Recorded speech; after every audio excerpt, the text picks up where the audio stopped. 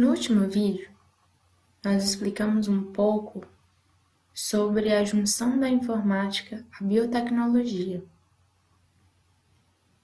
E dessa forma, a bioinformática surgida, ela auxilia na decodificação de mais genes, na utilização disso para poder diagnosticar doenças causadas por parasitas e como barrar essas doenças, ou também a sequenciar o código genético e a evolução deste em outros organismos, além de facilitar e aumentar o alcance de drogas e de vacinas.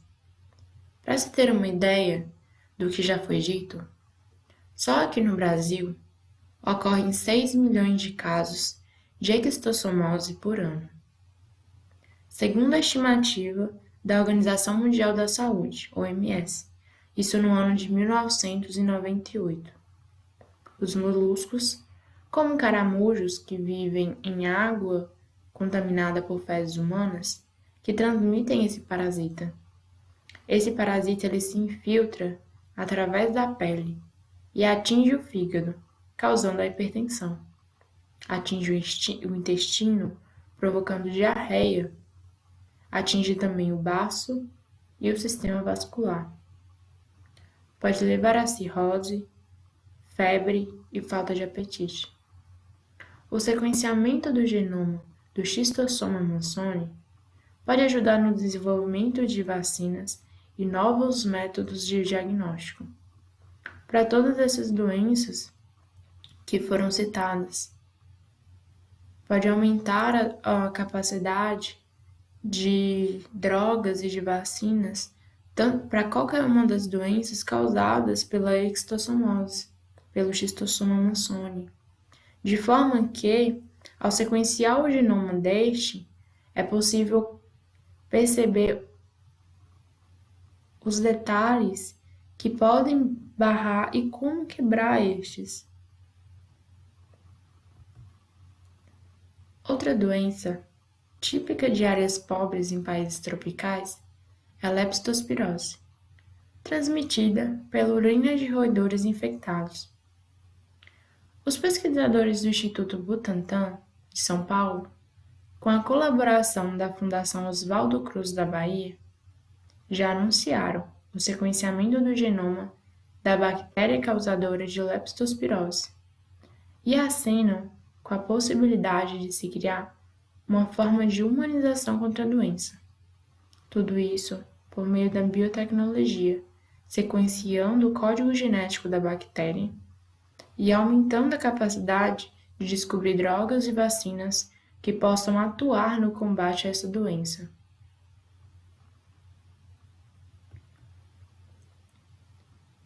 Agora, estudaremos neste curso sobre a biotecnologia industrial e a agricultura.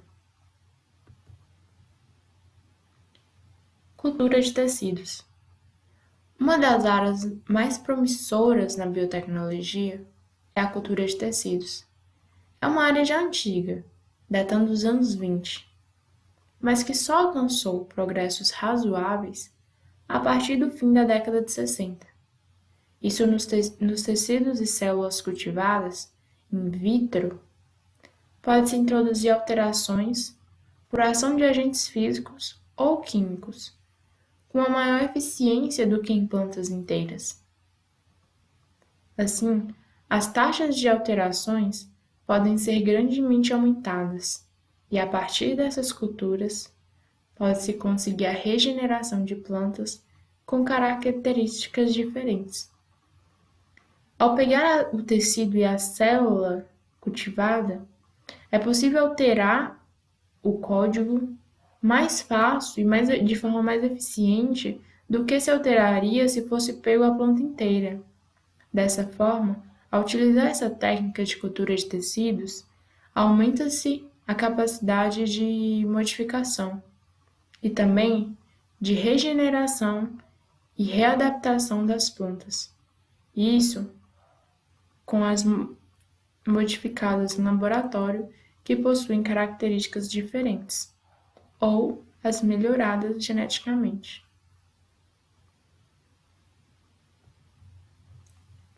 Existe também a possibilidade de fusão de células com características diferentes, possibilitando ou novos tipos de combinação, ou combinação de material genético de células provenientes de espécies muitas vezes diferentes. Uma das vantagens é que, através dessa técnica, pode-se gerar um grande número de material clonado, isso em um curto espaço de tempo e em ambientes reduzidos, sendo ainda indicada para a eliminação de doenças.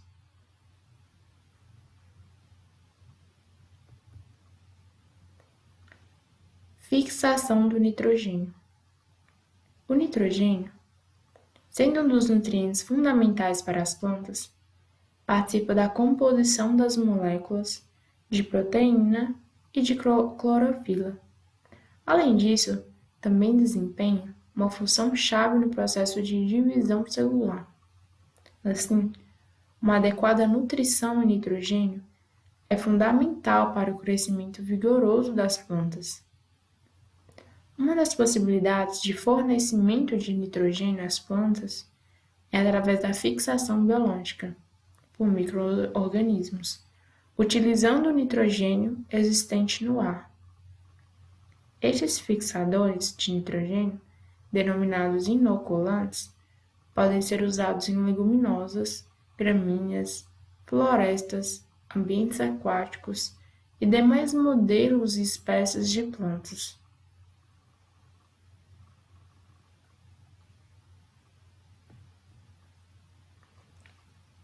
Controle biológico de pragas.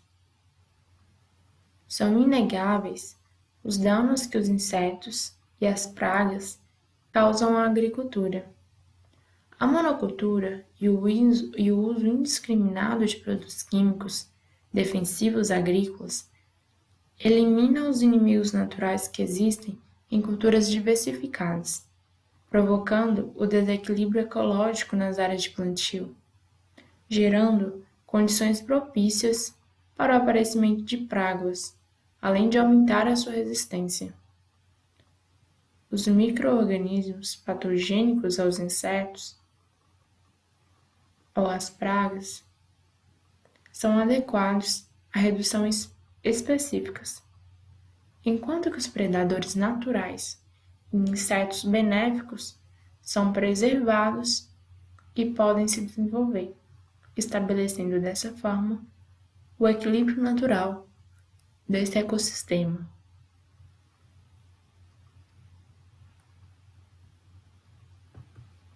Portanto, os inseticidas microbiológicos são considerados como uma forma alternativa de controle de pragas.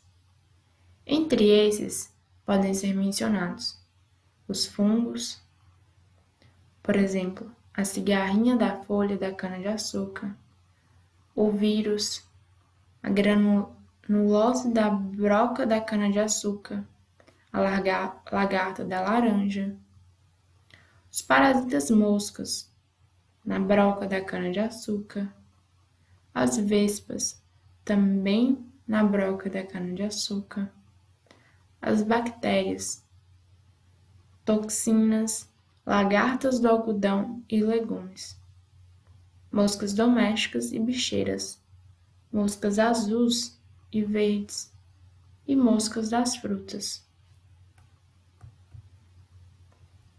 Sementes.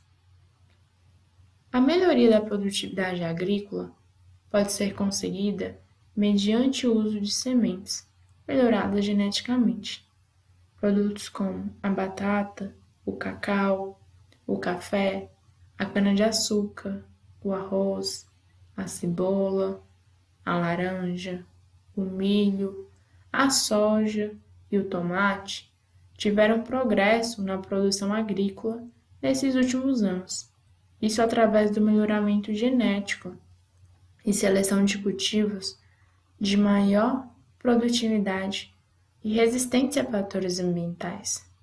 Dessa forma, a biotecnologia entra na modificação de sementes, aumentando a produtividade e a possibilidade de cultivo e resistência dessas aos demais fatores,